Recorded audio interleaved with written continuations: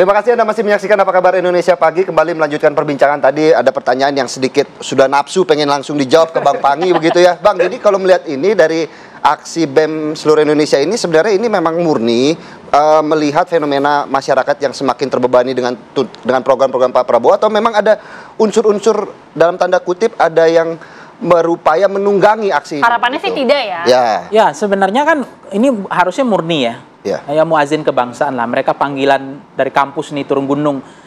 Di satu sisi dulu, saya masih ingat 10 tahun yang lalu itu mereka nggak bisa demo. Ya, maksudnya nggak bisa turun seperti sekarang ngomongnya bebasnya. Nggak bisa seramai sekarang turunnya. Walaupun waktu itu hidup juga susah, ya kan? Barang semua naik. Cuma celana pendek aja yang nggak naik di era itu. Tapi nggak ada yang demo tuh waktu itu. Kemana mahasiswanya?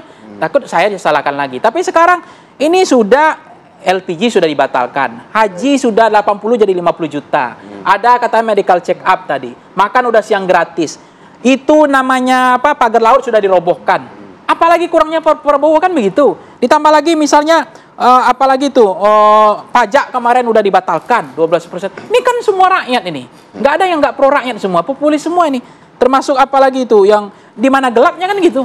Ini redup di Jokowi gelap dulu. Tapi kan ini permintaannya di era kepemimpinan Prabowo. Tetapi hidup Jokowi ini yang problem. Jadi itulah makanya hidup Jokowi itu problem. Kenapa? Hari ini penderitaan yang tidak ada masa depan itu karena 10 tahun yang ugalan itu. Anggaran tidak efisiensi itu. Nah sekarang yang dibebankan nggak fair dong, pendidikan kesehatan dipotong. Baik. Ya nggak valid gitu loh. BPJS nggak ada lagi yang ditanggung negara. Ini kan brengsek namanya. Masa semua list penyakit BPJS nggak ada, tinggal obatnya katanya sakarat aja ditanggung BPJS. Itu kok kurang ajar namanya. Nggak fair ini. Jadi maksud saya yang dipotong. Makanya saya bilang, ini satu lagi nih. Tadi ada tuntutan kan, rombak kabinet. Rombak segera.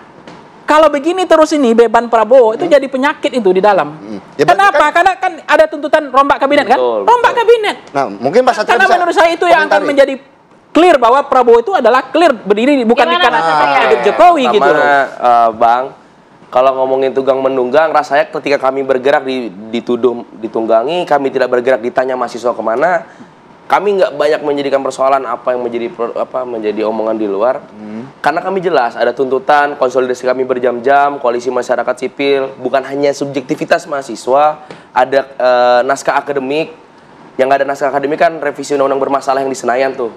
Karena kami kan pakai naskah akademik. Yang kedua, saya sepakat sebenarnya hidup rakyat yang disampaikan oleh Presiden Prabowo ini artinya kalau ada yang hidup ada yang mati, dan kami percaya yang mati adalah rakyat. Kalau misalnya Presiden Prabowo bilang hidup Jokowi di dalam satu gelanggang manusia yang mendengar pidato dia yang harusnya berwibawa dan influence itu bisa nge-influence orang lain gitu. Yang ketiga, Kang Ujang sebenarnya cukup terganggu kalau misal bilang bahwa hari ini mahasiswa demo tidak ketangkap dan ini diklaim sebagai prestasi pemerintah. Kami meyakini demo tidak ditangkap itu adalah semestinya Undang-Undang Dasar menjamin kami, bukan prestasi pemerintah. Gitu. Justru ketika kemudian demo ditangkap itu yang menjadi masalah. Jadi ketika kemudian ada demonstrasi dan sebagainya macam kebebasan berekspresi yang teman-teman lakukan, jangan anggap kami tidak ditangkap sebagai prestasi pemerintah. Baik, ini salah sedikit saja kembali Mas Satria bahwa target dari demo ini sebenarnya apa dalam waktu dekat? Karena kan mengingat ini kan targetnya sampai tanggal 20 begitu ya. Betul. Apa yang ingin kemudian yang jelas dicapai? Target kami bahwa satu, rising issues sebenarnya untuk menaikkan isu-isu. Dan yang kedua, goals kami adalah 13 ini direspon. Entah responnya baik atau buruk, kami terima minimal respon. Minimal kami mengerti bahwa apa yang kami tulis, apa yang kami konsolidasikan ini dibaca, didengar oleh pemerintah dan Senayan. Karena sasaran tembak yang kemudian ada di tuntutan kami adalah pemerintah dan legislatif sebetulnya.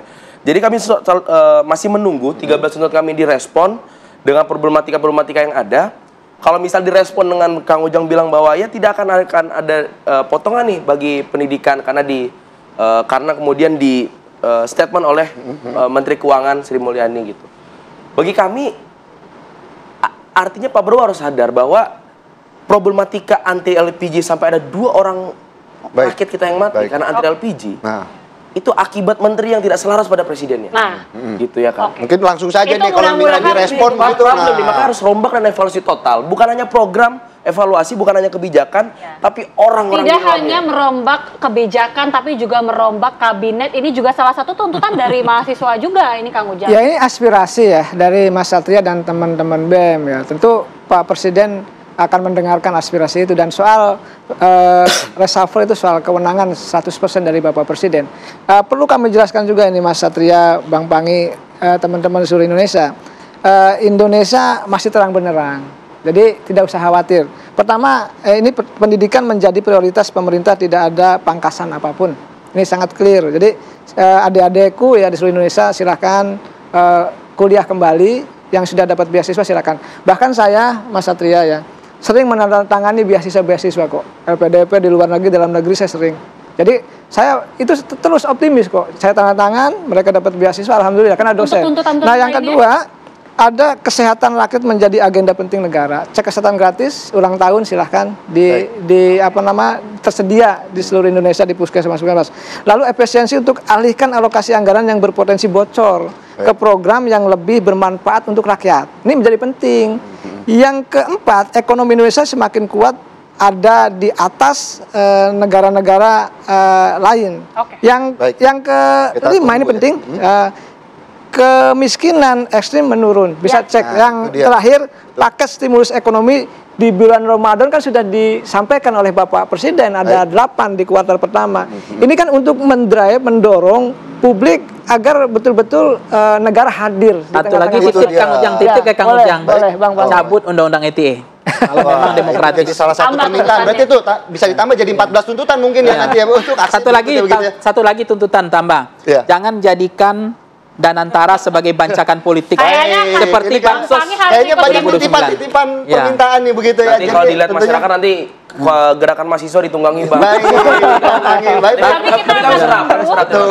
kita akan tunggu bagaimana respon dan tentunya aksi ini masih terus berlangsung esok hari ya. Kita akan lihat bagaimana tanggapan dan respon dari pemerintah. Mudah-mudahan ini bisa segera diantisipasi. Terima kasih. Terima kasih sama Bang Pangi, atas waktunya dan juga Mas Satria.